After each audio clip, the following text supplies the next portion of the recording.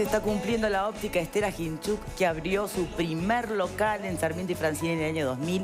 Y para celebrar este aniversario, te espera con una promoción única, con descuentos de hasta el 50% en colecciones especiales. Durante todo octubre, el regalo lo hace la óptica Estela Ginchuk, porque para Estela Ginchuk, tu mirada es lo más importante. Óptica Estela Ginchuk, 7 locales, 5 en Montevideo y 2 en Punta del Este. Doctor Lust, antes de ir a la pausa en el bloque anterior, entonces lo que le planteaba era desde el desconocimiento total, como ciudadana más, decir, bueno, a ver, muchas veces uno tiene la sensación de que cuando se presentan estos recursos de constitucionalidad, pareciera que lo que se está haciendo en realidad es dejar de lado el contenido claro, importante y significativo y como que aplazar la cosa. Incluso algunos le llaman chicanas. Claro. Y sí, sobre todo que es algo que se ha repetido cada vez que se trata de pasar un militar por un juzgado. Claro. ¿No? Entonces, ¿qué me puede responder a eso? Bueno, a esto le digo lo siguiente. El instituto de esto que nosotros utilizamos está desde el año 34 en la Constitución. En los últimos años, muchos militares acusados de violar los derechos humanos hicieron un mal uso de este recurso y lo desprestigiaron, porque a los efectos de escapar del Poder Judicial, no de la justicia. ¿No lo estaría haciendo Manini Ríos? Manini no está acusado de violar los derechos humanos. Manini está acusado de no denunciar un delito, que después se supo, según las declaraciones del doctor Gonzalo Fernández, que salió hoy en la prensa, que ellos ya sabían de esa situación, que le llama la atención que lo hayan formalizado por algo. Y en definitiva lo que llama la atención es que hayan formalizado solo a Manini. Claro. Y no, por ejemplo, ni a Toma, ni a sí, eso llama la atención. Ahora, ¿qué pasa? Ni al resto de los militares. Claro, nosotros presentamos el recurso, eso va a ir a la Suprema Corte. La Suprema Corte, como bien dice el amigo aquí, se pronunció ya rechazando los recursos, exactamente, pero nosotros presentamos argumentos nuevos. Entonces la Corte nos va a decir, ahora, en la sentencia de la Suprema Corte, en el cual rechaza los recursos porque el Poder Ejecutivo no tiene control sobre los fiscales por el famoso artículo 4 que yo digo que es inconstitucional, la Suprema Corte de Justicia dice que como está ese artículo 4, el Ejecutivo puede no controlar a los fiscales. O sea, ahora yo le hago ver a la Suprema, lado, claro, ahora yo le hago ver a la Suprema Corte que si no está el control, no es un servicio centralizado. Bueno, eso va a ir a la Suprema Corte, la Suprema Corte se va a resolver. Si resuelve a favor del general Manini, a él no se le va a aplicar el procedimiento y hay que aplicarle el procedimiento anterior, pero va a ir siempre a la justicia, porque él no se escapa de ir al Poder Judicial. Depende de qué procedimiento se le aplique. Sí, pero puede que pase que haya entonces ya que plantear el tema de los fueros. Pero le voy a decir algo de los fueros. Le voy a dar una buena noticia. A ver. Los fueros siempre fueron durante muchos años mal interpretados. Las personas que poseen fueros en el Uruguay, que son los legisladores, los ministros y el presidente de la República, durante muchos años cuando eran citados al Parlamento decían yo tengo fueros y no voy. Y la Constitución no dice eso.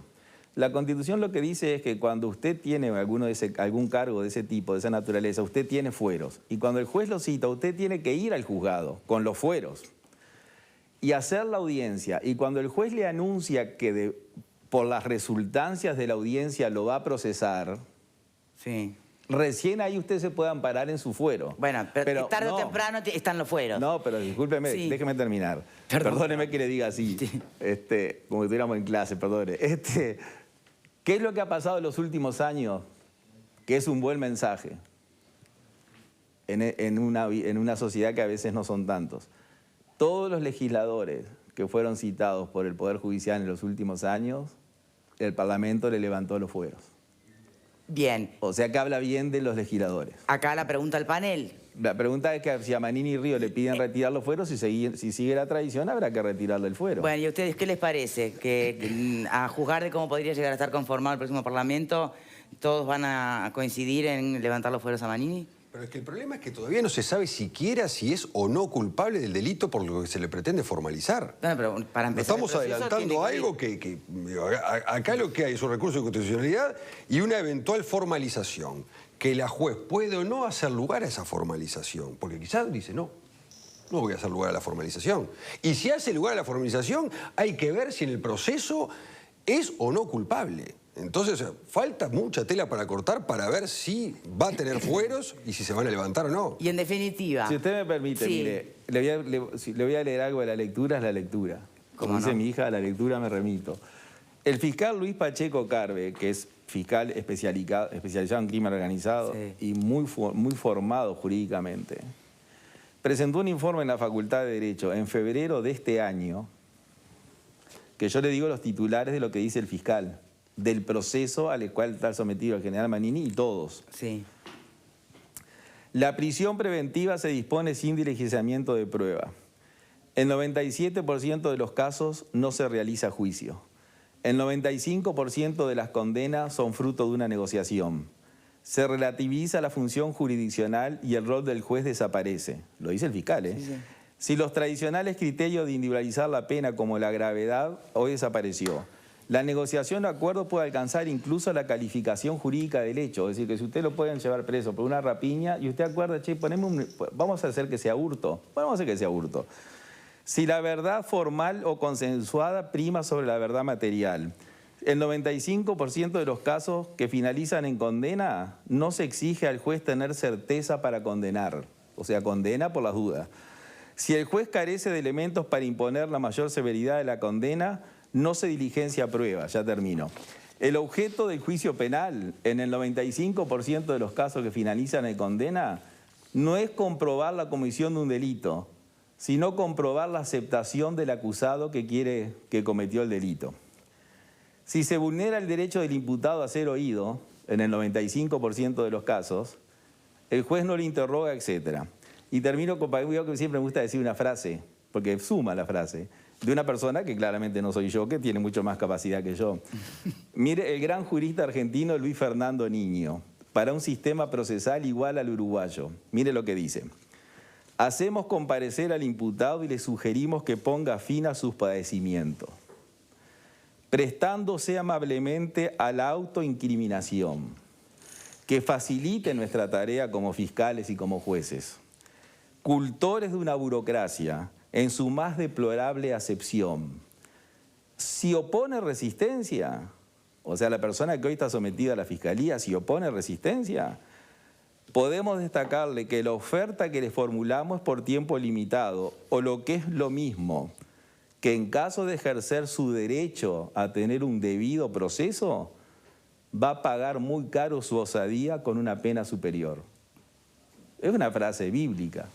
Es una opinión, doctor. Bueno, pero me refiero que es una opinión de así cómo funciona el proceso. Bien, bueno, permítanme recordarles que cuando Manini cuestiona a la justicia, no está solamente cuestionando y habla de Morosoli como mandatado. Morosoli sería, además no sería sistema judicial, sería un poder ejecutivo. Manini cuestiona a toda la justicia en general, a todo el sistema. Esa frase es un aspecto, digamos, claro, de lo que puede llegar a estar cuestionando Manini. Sí.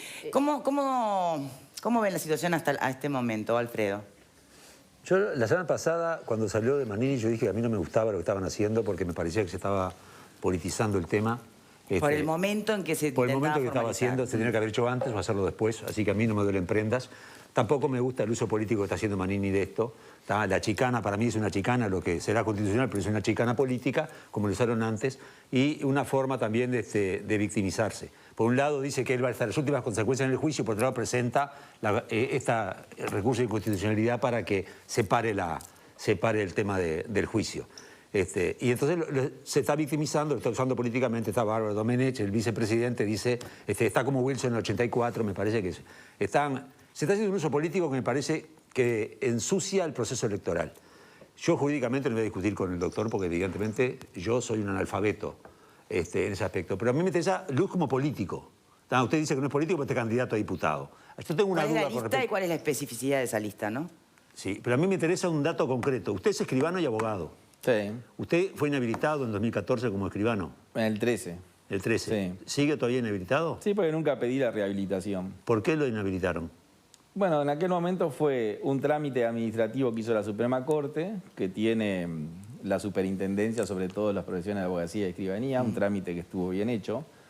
Entonces la Suprema Corte, ante ciertas circunstancias, toma como una medida preventiva suspender a las personas que están en esa situación administrativa. Yo solucioné mi situación administrativa y luego resolví no pedir el reintegro, seguir solo. O sea, puedo presentar una carta que no la voy a presentar, porque así permito que los periodistas me hagan la pregunta, sino claro, que aparezco como presentando la carta, y dice, ahora presenta la carta. Entonces, para que haya un tema personal y familiar, voy a dejar esa situación que continúe por tiempo indeterminado hasta que me pueda jubilar, y no la he presentado. Es decir, que basta con que presente una carta para que mañana el tema se deshabilite. Pero cuando empecé con el tema... Y le busquen otros muertos de nuevo. Claro, cuando empecé con el tema UPM, diputados del partido de gobierno recorrieron todas las radios hablando de mi vida personal. No, de la inhabilitación. De la inhabilitación, es mi vida personal. Y entonces bueno, es profesional, ¿no? Después de las es radios, profesional. Si a mí no me interesa, no puede interesar a los demás. O sea, si yo no me preocupo, no se tiene que preocupar el otro. Entonces, después de las radios me llamaron y me dijeron, ¿usted quiere contestar? Le digo, no, porque yo de mi vida personal no hablo. No, porque acá vino el diputado fulano a hablar del tren, le dije, del contrato, de la entrega a UPM, entonces quiero hablar. Ahora, yo de mi vida personal, como soy una persona, mire, tengo un amigo que en la época de la juventud nos quedamos en las esquinas en Paysandú, porque en el único lugar donde había luz eran las esquinas, cuando nosotros éramos jóvenes. Y hablábamos de filosofía. Teníamos 15 años. Y este amigo un día me dijo una frase que me quedó grabada y que la voy a compartir porque está atractiva. Dice, ¿te das cuenta, Eduardo, que somos un insignificante fideo flotando en el infinito caldo de la ignorancia? Porque como hablábamos de filosofía, ¿no? Entonces yo soy eso en la política. Cuando a Mésaga dijeron que era un mal presidente, dijeron que era un profesor de la facultad y que por eso era un mal presidente. Yo no sé ni si voy a llegar a diputado y tal vez si llegue sea un mal diputado.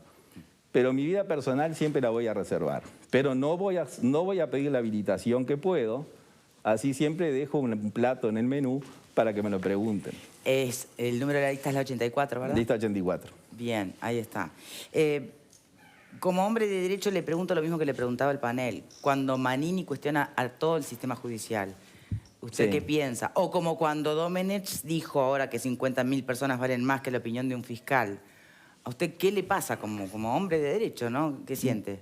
Bueno, yo al Poder Judicial no lo cuestiono.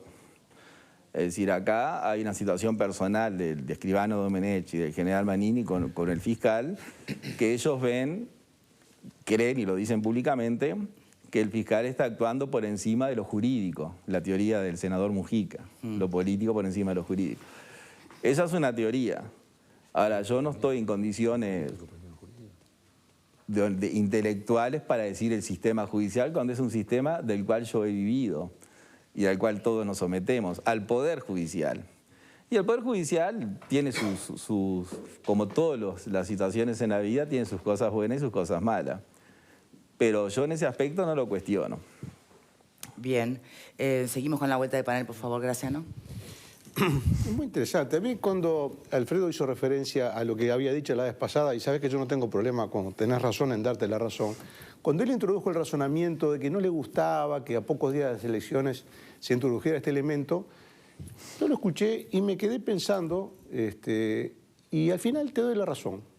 Este no es el momento para que un caso jurídico tan complejo, porque el doctor Luz ha agregado, se refirió a uno de los recursos de inconstitucionalidad, claro, que es el que tiene que ver con la creación de la Fiscalía. Hay otro recurso que tiene que ver con el Código. Claro. Y a mí me parece que ese es mucho más grave todavía, porque con el nuevo Código, y ojalá que finalmente la Suprema Corte pueda tener un pronunciamiento definitivo sobre el tema, la gravedad del nuevo Código es que traslada a una dependencia del Poder Ejecutivo la función jurisdiccional. La función jurisdiccional es un poder deber del Estado que aplican los jueces que tienen el poder deber de juzgar y aplicar lo juzgado. Para la estabilidad y la salud de la República, eso lo hace un poder independiente del Poder Ejecutivo. Entonces, la gravedad que tiene este código, que es gravísima, es que traslada en los hechos, traslada la función jurisdiccional al Poder Ejecutivo. Eso de una gravedad infinita. Capaz que la gente no se da cuenta porque es un tema técnico, pero es increíble que un país democrático y republicano acepte pasivamente que la función jurisdiccional pase en los hechos del Poder Judicial, que es independiente, al Poder Ejecutivo. O sea, el Poder Ejecutivo te lleva preso, te juzga y claro, te arresta, te juzga y te manda preso un solo poder. Eso es un disparate. ¿Sabe Bien, con quién tiene ¿me permiten similitud? los panelistas para después de la pausa? No, pero tenemos que terminar con Lust. No, Sí. eso tiene similitud, está muy bien lo que usted dice. Es muy parecido, esta ley es prima hermana de la ley de caducidad. La ley de caducidad de la pretensión punitiva del Estado es una vergüenza para el Estado de Derecho uruguayo, porque fue una especie de amnistía, aunque no fue una amnistía. ¿Cuál era la inconstitucionalidad de la ley de caducidad? Que el juez, para juzgar a los acusados de violar derechos humanos, le tenía que preguntar al Poder Ejecutivo.